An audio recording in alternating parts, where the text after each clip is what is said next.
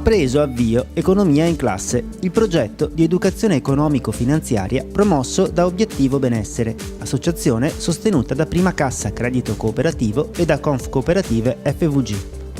È di fondamentale importanza che le competenze economiche e finanziarie entrino nei curricula scolastici per promuovere scelte consapevoli e autonome di utilizzo delle risorse economiche, in un'ottica di cittadinanza consapevole e di legalità,